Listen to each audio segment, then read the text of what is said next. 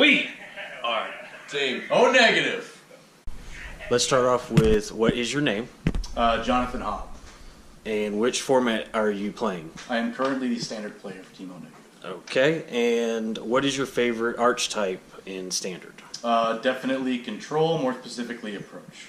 Okay, and what archetypes or cards that are current give you problems? I would certainly say, just as a general rule, the things that give me the most problems as control players are when my opponent actually respects the fact that I'm a control player. Okay. When they actually play around what I could potentially have, don't overcommit to the board, that's what gives me problems. The players that I prey on are people who don't care, or just jam a spell out there and hope that you don't have a counter spell.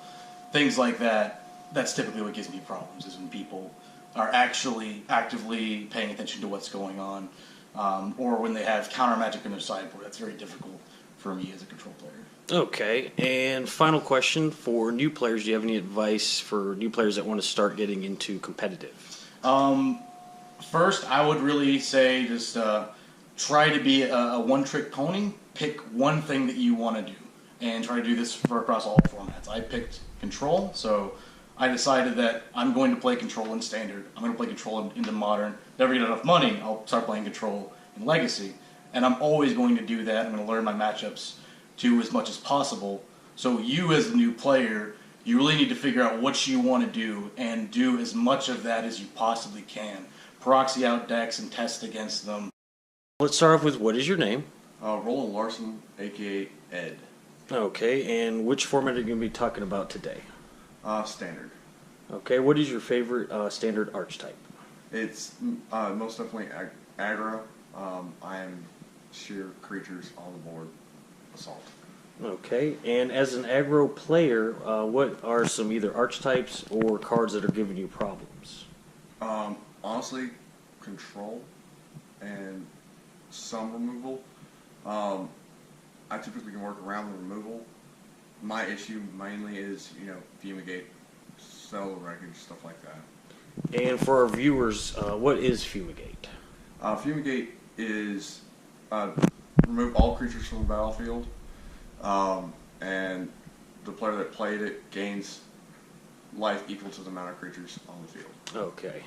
So as an aggro player, them gaining life sounds problematic. Yes. Okay. Especially with them, wiping my board. Yeah. And final question, to new players that want to start getting into competitive play, do you have any recommendations? In my opinion, aggro is a very easy way to enter into, Magic the Gathering. You literally have to figure out what best fits your personality and everything else. I mean, there's no wrong way to play Magic, but technically the only right way is to go with your gut. All right, let's start off with, what is your name? I'm Andrew Harris. And which format are you going to be talking about today? We're going to be talking about Modern. Okay, and which deck do you pilot?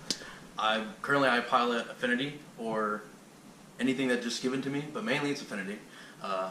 So yeah. And as an Affinity player, which decks or cards do you not like to see? I would say a lot of the Green-Black X decks, Jund, Abzin, even Green-Black Rock. A lot of the Colonnade decks, Blue-Eye Control, Jeskai Control. Kind of have sometimes a problem with them because just due to sideboard cards and their options they have kind of either lock me out or just kind of keep me on a more grindier game. And I kind of fight for just drawing cards sometimes, depending on a variant of Affinity I'm playing. Currently I play a variant of Affinity that just runs Spore, Galvanic Blast, no Thoughtcast, which is, Affinity for artifacts. Basically, you just cast one blue mana, or you tap one blue mana, and you can draw 2 cards, which I think is pretty useful. But really with Affinity, you kind of just want to beat your opponent down as fast as you can, as brutal as you can. So yeah. All right, and for our new players out there that want to start getting into competitive, do you have any advice pertaining to Modern? Really, Modern's just a wonderful format. You can play whatever you want. It is just a very nice format. Just like, even as like a beginner player in Magic, sure you would want to play standard, but I feel like modern you can just grow into it steadily because you can build a deck and just learn matchups with it, and just it can be your deck. And it's just, I love the format. I feel like anyone that gets into it loves the format themselves, and I just feel like if you have the time and you're just wise with your money, you just grow into a deck, you can invest into it, and as much work as you put into it, it'll be wonderful, and you'll see your results improve and all the other good stuff. All right, let's start off with, what is your name? My name is Joseph Head. And which format are you going to be talking about with us today? I am talking about the great format of Legacy. Okay, and which deck are you currently piloting in Legacy? Right now I'm piloting Sneak and Show. Sneak and Show. And for our audience that might not know what Sneak and Show is, could you describe us what some important pieces are in that deck? So Sneak and Show is a Legacy deck that is, you're only trying to acquire 3 pieces. You play Show and Tell. It's a 3-drop, 1 blue, 2 colorless. You put any type of creature, land, or enchantment onto the field. Then you play Omniscience, which allows you to cast anything for free. And then you play Emrakul or another big fatty. Okay. And what decks or cards give you problems? Variance. Variance is a really bad part of that deck. Gris's Delver and Bug lists are starting to pop up, which are made to fight Sneak Show, but typically because of Forceful and everything, it's a grindy match either way. Okay, and what is variant? Can you tell me what card in there is the problem? Or I mean, it's just sometimes you'll draw a land when you need Show and Tell. Sometimes you'll draw, I don't know, another fatty that you didn't need at the time, or you just can't draw a Force of Will. There's been times where I've drawn 14 cards and I haven't seen not one of the cards I actually needed. Okay. And for any new players that would like to start getting into competitive Legacy, do you have any advice? Yeah, drugs are cheaper. No, but for real, just take it slow. Like, if the prices can be a little, wonky for Legacy, just take it slow. Some of these decks are $3-4 grand. Others are $600. It's just whatever playstyle you like. Just try to find the right community. It's all about community.